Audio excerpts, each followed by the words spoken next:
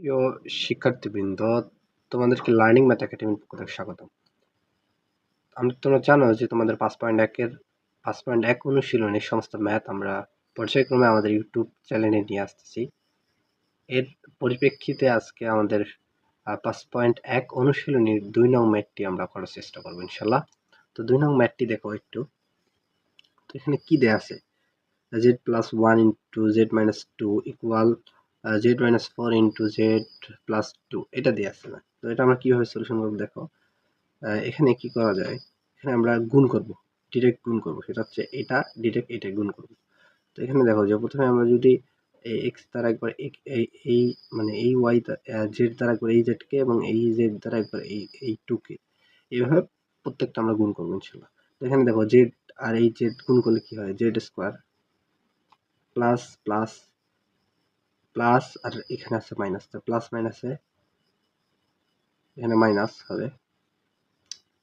তো এখানে জেড আছে, এখানে 2 আছে, তাহলে 2z।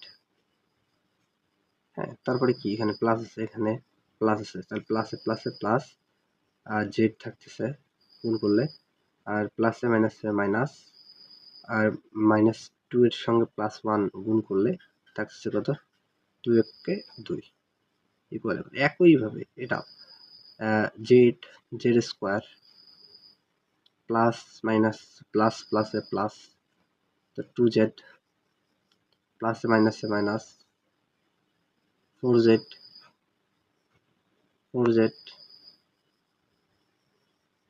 হ্যাঁ কি মাইনাস 4z মাইনাস প্লাসে মাইনাস, তাইলে এখানে থাকতেছে দেখো 4 দুগুণ 8 8 থাকতেছে এটা।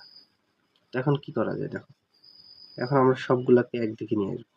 অর্থাৎ এখানে কি আছে, Z square minus 2z plus Z, তারপর এটা কি প্লাস আছে না, মাইনাস হবে, মাইনাস জেড স্কোয়ার, এটা প্লাস এখানে আসে মাইনাস হবে, মাইনাস 2z, এই যে মাইনাস আছে না এখানে আসে প্লাস হবে 4z ইকুয়াল মাইনাস 8 কে রাখবো। এখানে দেখো মাইনাস 2 কে আমরা ওইদিকে বার করে দেবো, মাইনাস প্লাস 2। তাহলে কি করা যায় দেখো, এখন কি করা যায়, এখন দেখো যে এখানে কি কি কাটা যাচ্ছে, কি কাটা যাচ্ছে দেখো, এখানে জেড আছে প্লাস প্লাস আছে, এই যে মাইনাস। হ্যাঁ, তারপরে তোমাদের এখানে প্লাস আছে না, আর এখানেও মাইনাস আছে, তো